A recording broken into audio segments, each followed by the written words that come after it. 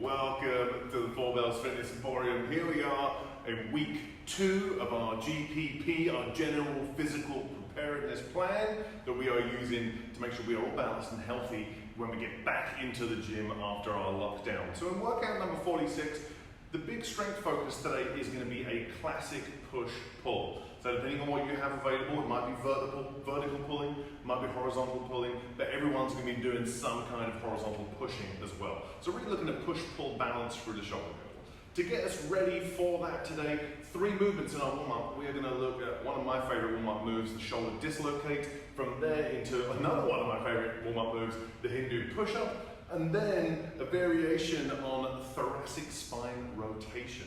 So with these 3 movements, we are going to do 3 rounds today. So with the shoulder dislocates, we're going to start with 10 reps, Hindu push-ups, 5 reps, and then T-spine rotation for 5 reps per side. When it comes to the shoulder dislocates, I personally used to like doing them standing, but since I've got used to doing a lot of Zoom calls with the members at the gym, which is lovely, hi guys, love you all, is that I actually prefer doing these kneeling now, as I can kind of easily transition into other movements that we usually do on the floor. So if you've noticed with our workout from home sequence, most of the warm-ups require very little equipment and very little movement around the space. Some, of course, we need to move around a little bit, but mostly you'll find we'll kind of stay in one space. And that's usually to consider the fact that not always do people have a nice big workout space to train.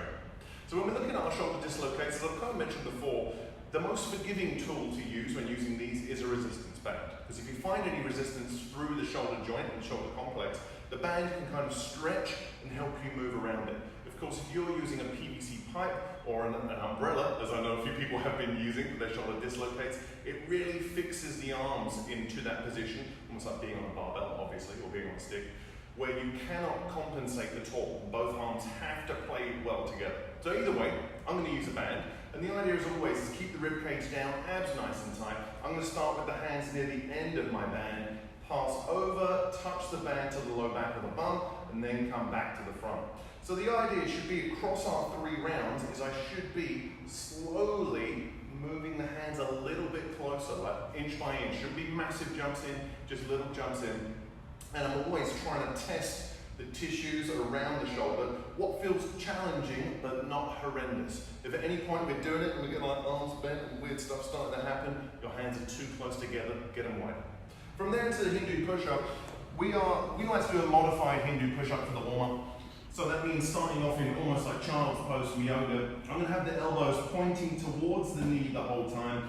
Forearm comes down, nose just grazes over the mat, smooth transition over the wrist. We push up, dig the toes in, hips up to the ceiling, nice opening of the shoulders and stretching of the posterior chain, knees down, bum back, and off we go again. So making sure that if we're feeling good and the Hindu push-up isn't too challenging for you, trying to keep that nose super close to the mat throughout.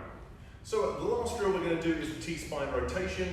For some people, we try doing one called the scorpion, where you lay down on the floor. A lot of people call that the titty squisher. People are like, my boobs are really hurt when I lay down on the floor. So we've kind of moved the scorpion out of the way. It's still a great movement, but it's not great for everybody.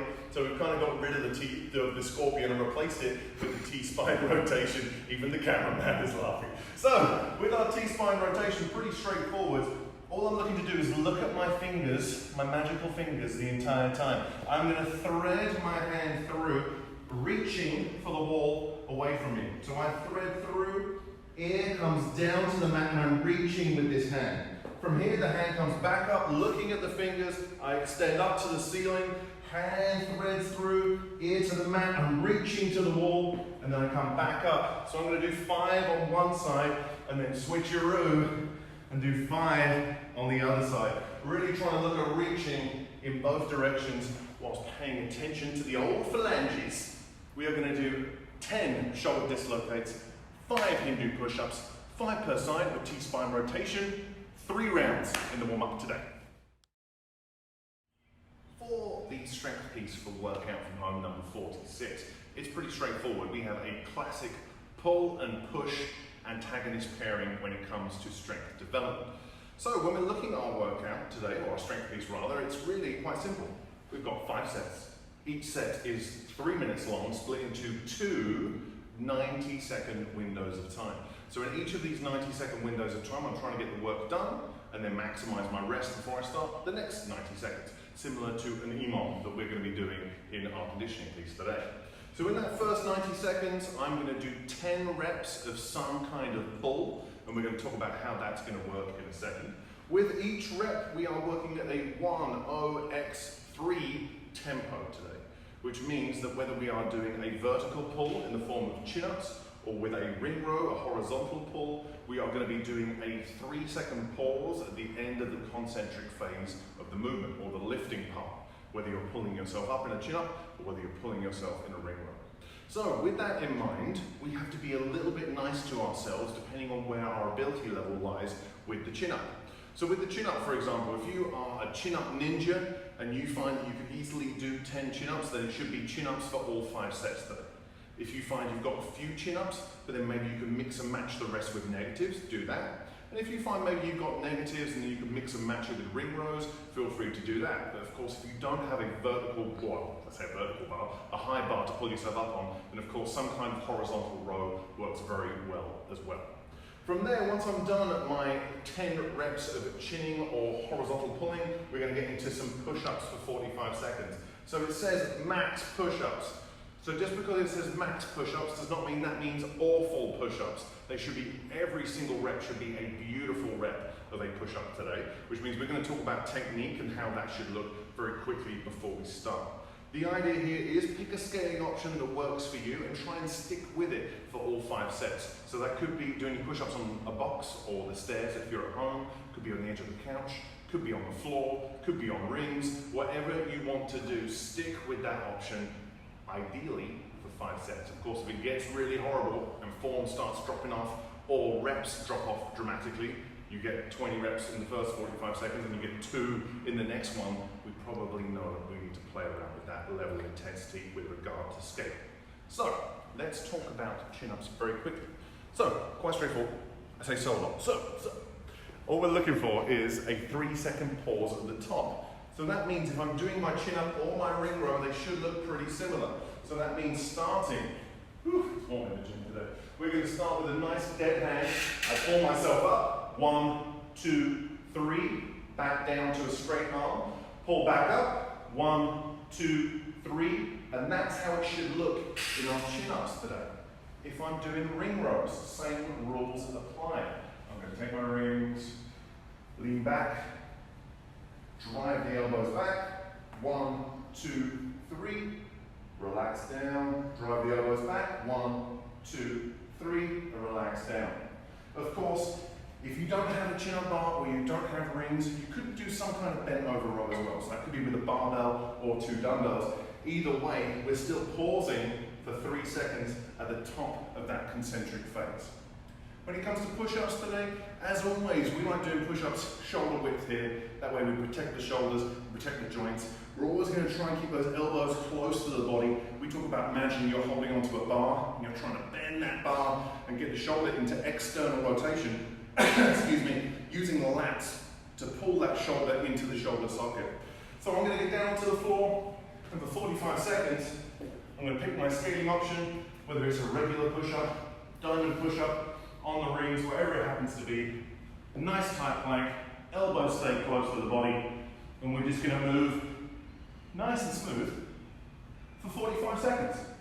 So 10 chin-ups or 10 ring rows with a 3-second pause, 45 seconds of push-ups. We're going to do that for 5 sets. With the conditioning piece today, fairly straightforward. Of course, all fairly straightforward today. We've got a 16-minute alternating EMOM to do today. So that means that we've got these 4 1-minute stations that we are going to do 4 times for 16 minutes. Technically, really 15 minutes, but we're not going to talk about that right now. With an EMOM, what an EMOM means is every minute on the minute, which means at the beginning of each minute, when you hear your clock go beep, that is when you should start the work. And the idea is to get your work done as quickly as possible, but also as beautifully as possible, to make sure that we can maximize rest. So in my first minute today, we're going to be doing 20 or 10 per arm of a plank row. We're going to talk about how to do that in just a second.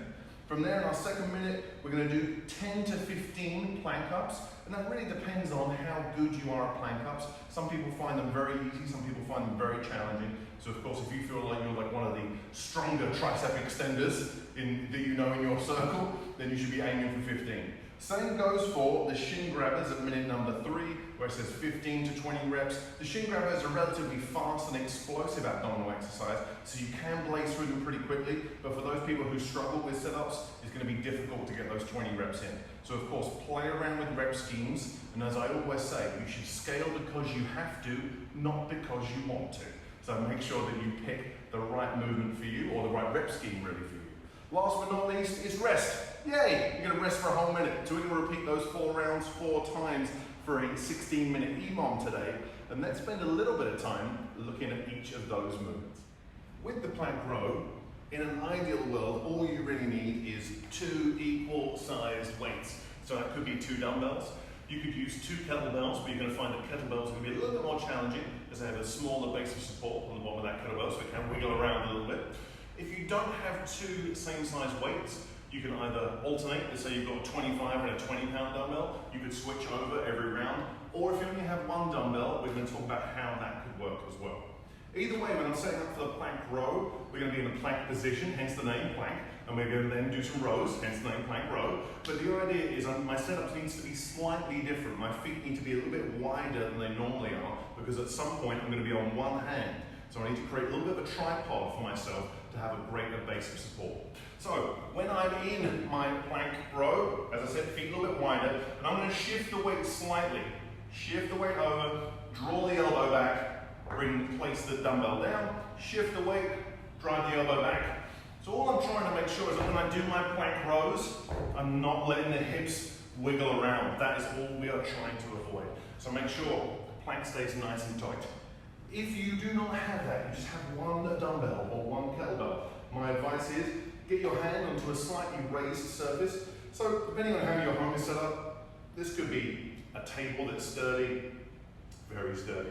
This could be a stair, whatever it is, plank position.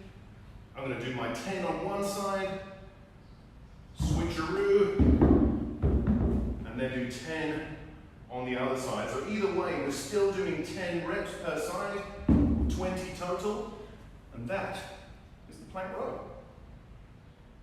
So there's similarities between the plank up and the plank row. The biggest similarity is the anti-rotational aspect of core engagement.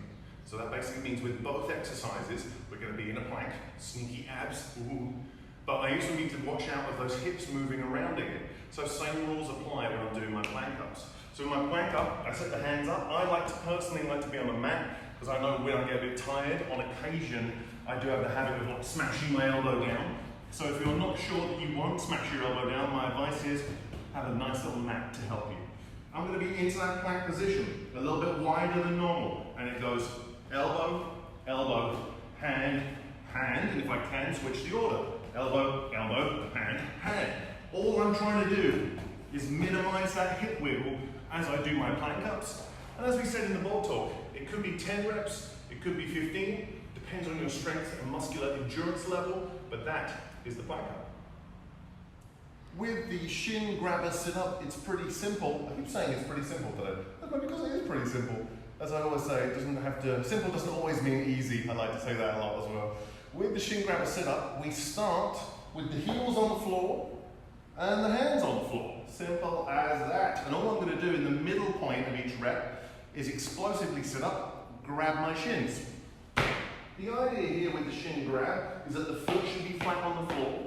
I'm grabbing onto the shin and pulling the heel into my bum. It may look like I have a bit of a rounded back. I do, but there's no load on my spine, so it's fine. All I'm going to do is lay down. Feet down, hands down, and we're just going to try and do 20, which says 15 to 20, as fast as we can.